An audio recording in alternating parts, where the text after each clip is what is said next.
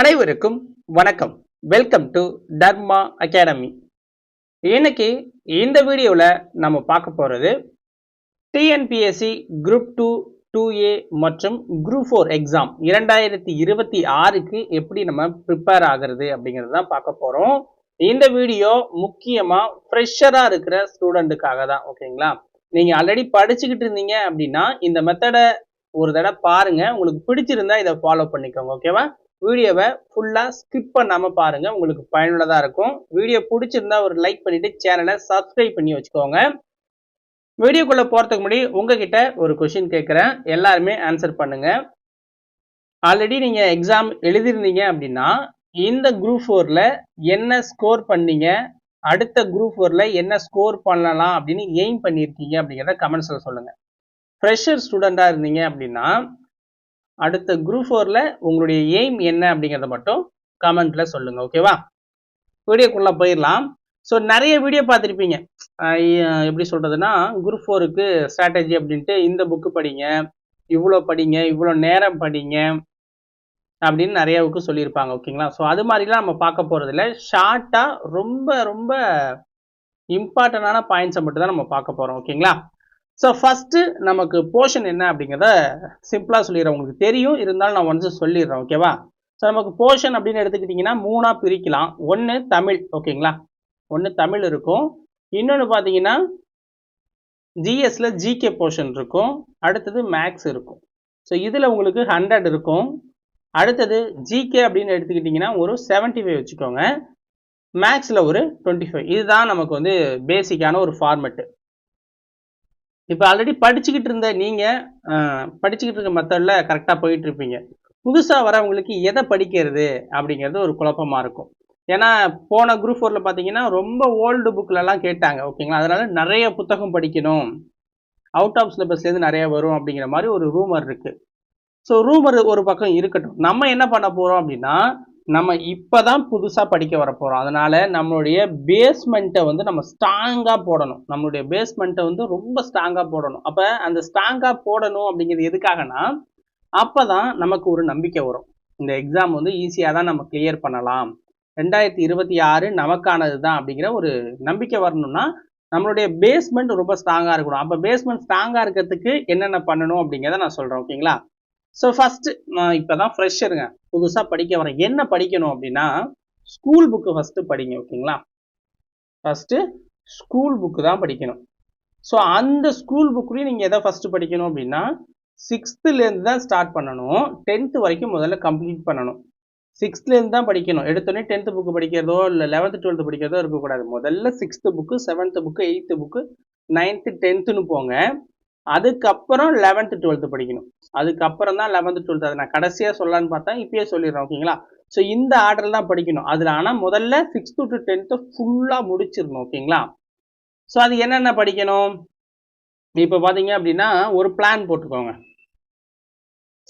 அதாவது study time. ஓகேங்களா? இந்த பிளான் பார்த்தீங்க அப்படின்னா மேக்ஸிமம் 4, அதாவது மினிமம் 4 ஹவர்ஸ்லேருந்து மேக்ஸிமம் 8 ஹவர்ஸ் படிக்கிற மாதிரி பிளான் பண்ணிக்கோங்க.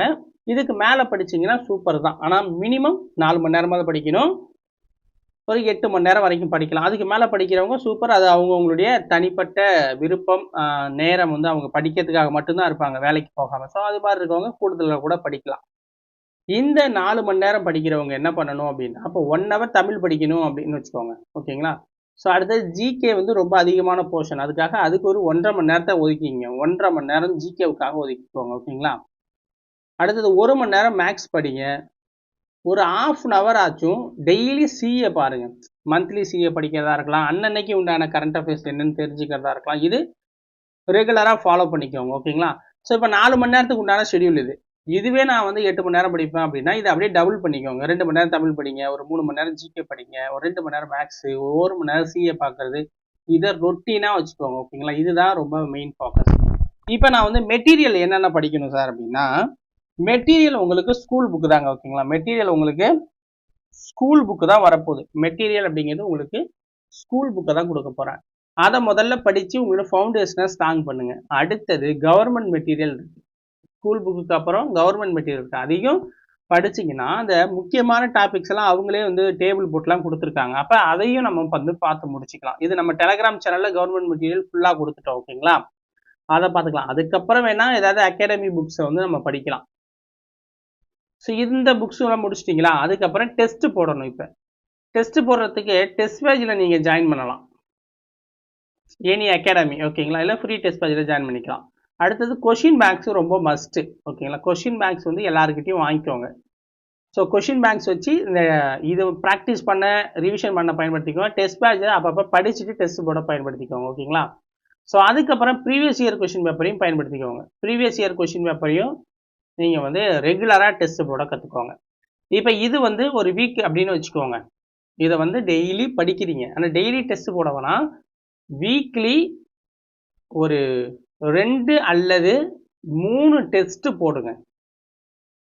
வீக்லி 2 அல்லது 3 டெஸ்ட். இப்போ 4 மணி நேரம் படிக்கிறது ஒரு போர்ஷன் ஒதுக்குவீங்கல்ல, இந்த 4 மணி நேரத்தில் இன்னென்ன பாடத்தை படிக்கணும், இன்னென்ன போர்ஷன்ஸ் படிக்கணும் அப்படின்னு முடிவு பண்ணுவீங்க. ஸோ இந்த டயத்தை படிப்பீங்க. இந்த 2 நாள் 3 நாளைக்கு ஒரு தடவை சேர்த்து ஒரு ஃபுல் டெஸ்ட் மாதிரி எழுதுங்க. புரியுதுங்களா, அல்லது 3 ஃபுல் டெஸ்ட் ஆக்குங்க. இப்போ இந்த 2 ஃபுல் டெஸ்ட் எழுதுறீங்கல்ல, இதை அப்பப்போ கரெக்ஷன் பண்ணி எவ்வளோ ஸ்கோர்னு பார்த்துக்கோங்க. அதுக்கேற்ற மாதிரி அடுத்த டெஸ்ட்டுக்கு படிங்க. வீக்லி ஒன்ஸு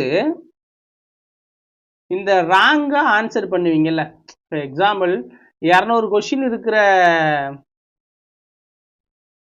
200 கொஷின் இருக்கிற ஒரு கொஷின் பேப்பரில் நீங்கள் 140 போடுறீங்க, இல்லை 150 போடுறீங்க அப்படின்னா மீதி 50 கொஷின் போடாமல் இருப்பீங்க, தப்பாக போட்டிருப்பீங்க.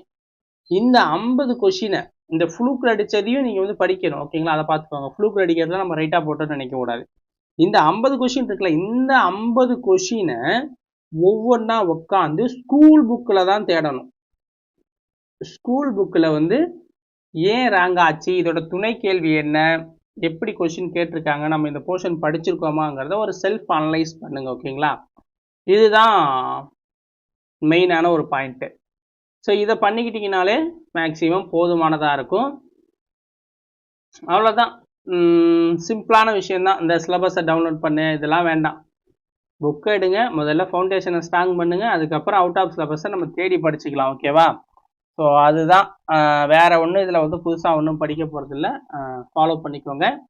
வீடியோ பிடிச்சிருந்தா ஒரு லைக் பண்ணி சேனலை சப்ஸ்கிரைப் பண்ணி வச்சுக்கோங்க. நன்றி, வணக்கம்.